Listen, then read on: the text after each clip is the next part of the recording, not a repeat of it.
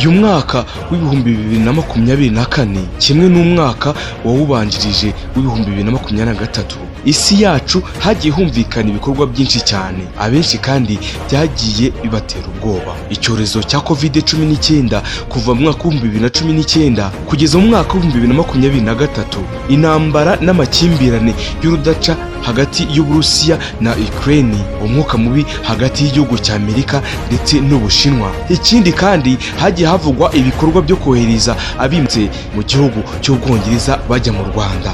Hagiye humvikana kandi umwuka mubi hagati y'ibihugu by'Iburasirazuba harimo Uburundi, Uganda, u Rwanda ndetse na Repubulika Iharanira Demokarasi ya Kongo.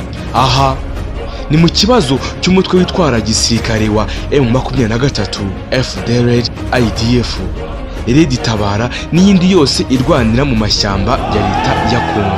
Imyigaragambyo kandi ikomeye mu gihugu cya Kenya yamagana ibikorwa n'ubuyobozi bwa guverinoma iyobowe na Perezida. Abenshi mu rubyiruko bagendaga bigaragambya mu mirimo itandukanye bati niyegure ntitumushaka. Habaye kandi amatora mu bihugu bitandukanye mu migabane itandukanye, aho aya matora yasize bamwe babaye abayobozi baza guverinoma zabo kandi zitandukanye, abandi bagasigara mu makimbirane akomeye cyane kubera kutemera ibyavuye mu matora. Imitwe n'imwe yitwara gisirikare yagiye izamuka, indi ikamera cyangwa se igakura umunsi ku munsi. Niba wumvise neza, wumvise ijambo amatora, ubaka kanya ka none twese duhanze igihugu cy'igihangange mu bya politike, mu bya demokarasi, mu by'ubukungu, mu by'ingufu zikomeye za gisirikare, ibitwaro bya kirimbuzi ndetse n'amavuta za peteroli. Igihangange kandi mu bya diplomasi mpuzamahanga, Amerika mu matora. Ubu noneho ni umugore ukomeye cyane, ntabwo asiba mu bitangazamakuru bivuga ndetse n'ibyandika. Nanjye ubwanjye ngiye kumubabwira ku mateleviziyo menshi cyane kandi ku isi akomeye yirwa amuvuga, yitwa Madamu Kamara Harris. Uyu mugore ukomeye ku isi y'abazima yamaze guhitamo uzamubera visi perezida, bagatangira kwiyamamaza muri ibi bihe bikomeye cyane Amerika irimo kwitegura amatora n'ejo bundi. Njyewe nitwa Eric Nshimiyimana murimo kumva, naho iyi ni bizazamenya ubuvumbuzi, siyanse, ubushakashatsi bucukumbuye, ibyamamare muri politike, ubuzima bw'isi muri rusange, by'amuzika n'ibindi bitandukanye, imikino n'imyidagaduro. Nta handi wabisanga atari kuri bizazamenya. Wowe komeza ukore subscribe, ukore share, maze ibiganiro byacu na za documentaire zitandukanye nziza kandi ziryoshye bikugereho umunsi ku munsi kandi bishya.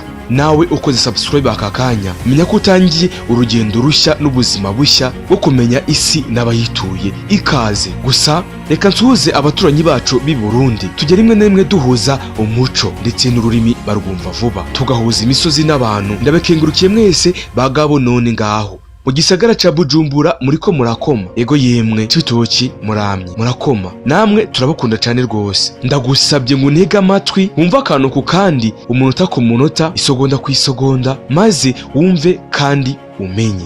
Madamu Kamara Harris, umukandida w'ishyaka ry'abademokrate umwanya wa perezida wa Amerika, yahisemo guverineri wa leta ya Minnesota Tim James Wallace kuzamubera visi perezida mu matora ateganyijwe mu kwezi kwa 11 umwaka wa 2024.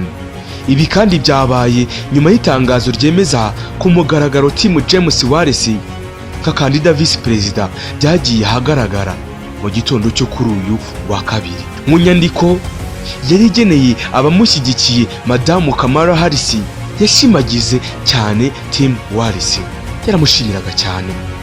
Ubutumwa bwemeza ku mugaragaro Tim James Wallace kuri uyu mwanya bwaje mbere y'uko iri shyaka rijya kwiyamamaza ku mugaragaro muri leta ya Philadelphia. Kamara Harris yavuze ko ashimishijwe n'icyemezo yafashe cyo guhitamo Tim James ngo bazafatanye kwiyamamaza. Yavuze ko ari umuyobozi urangwa n'ibikorwa, bityo ko amwizeho kuzabigaragaza mu gihe cyo kwiyamamaza. no mu gihe azaba ari visi perezida wa Leta Zunze Ubumwe za Amerika. Uyu mugabo w'imyaka 60 yigeze kuba mu gisirikare gikomeye cyane cya Leta Zunze Ubumwe za Amerika mu ngabo za leta za Minnesota. Akora kandi n'akazi k'ubwarimu mbere y'uko aba umudepite mu nteko ishinga amategeko ya Leta Zunze Ubumwe za Amerika mu mwaka w'2006.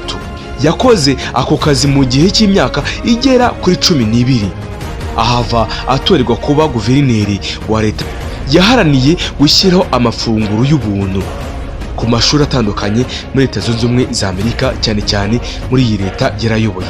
Ingamba zo guhangana n'imihindagurikire y'ibihe, kugabanya kandi imisoro ku baturage cyane cyane bo mu byiciro biciriritse by'ubukungu, no kongera kandi igihe cyakonje ku bakozi bo muri leta yarayoboye. Ibi kandi nk'uko bibaye mu gihe Donald Trump nawe yari yamaze gutoranya senateri J.D. Vance nk'uwaziyamamaza mu ikoraniro rusange ry'ishyaka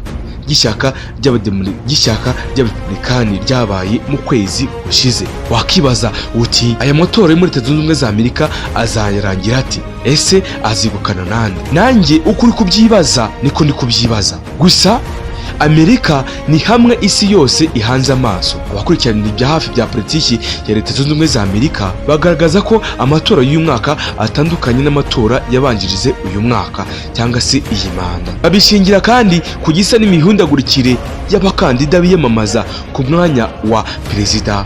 Abandi bakaraswa nk'iraswa riherutse ry'umukandida wa Republican Donald Trump, umuherwe ukomeye cyane ku isi. Icyo gihe ubwo yaraswaga n'umusore ukiri muto cyane witwa Matthew, akamurasa ubwo yari yaruriye hejuru y'inzu hafi y'aho Donald Trump yarimo kwiyamamariza imbere y'imbaga y'abanyeshyaka y'Abarepublikani bari baje kumva imigabo n'imigambi y'uyu mugabo. Gusa icyo gihe isasu ubwo ryazaga ryafashe ku gutwi kwa Donald Trump, ntago ryamufashe neza ngo rimurase aveho, oya ryaramuhushije.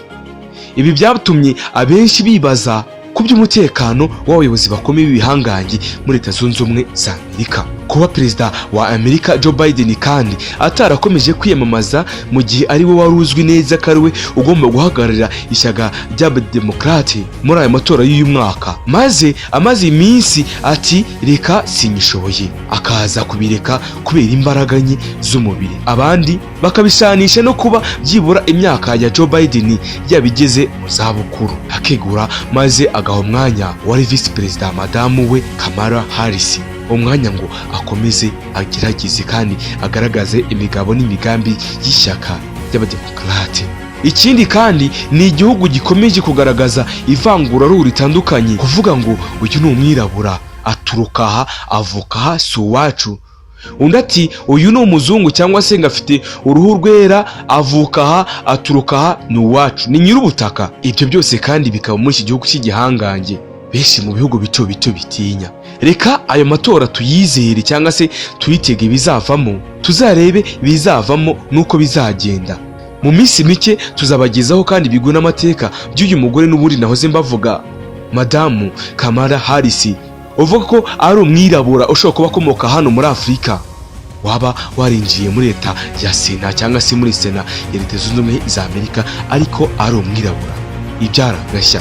Nitwa Eric Nshimiyimana, ndabashimiye wowe ukomeza ukore subscribe maze ukore share, ukore all notification kuri subscribe, tujye tuganira umunsi ku munsi. Nawe kandi waduha igitekerezo ukatwandikira no kuri nimero ya WhatsApp 078 78 83 watwandikira kuri Facebook nitwa Nshimiyimana Eric, kuri IG ni Bizaza TV. Nta yindi neguza